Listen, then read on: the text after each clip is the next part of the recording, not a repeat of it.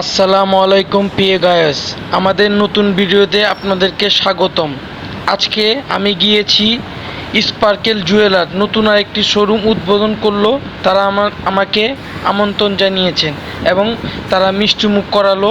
তাদের শোরুম আমি ভিজিট করলাম, ঘুরলাম, অনেক কাস্টমার ওখানে দেখলাম, তারা কেনাকাটা করছে নতুন শোরুম উপলক্ষে এবং অনেকে কিনছে, দেখছে। আমিও দেখলাম, মার্কেটটা ঘুরলাম। খুব সুন্দর একটা মার্কেট, মিরপুর 10 শাহালি মার্কেট এর অপোজিটে FS square shopping mall Mirpur.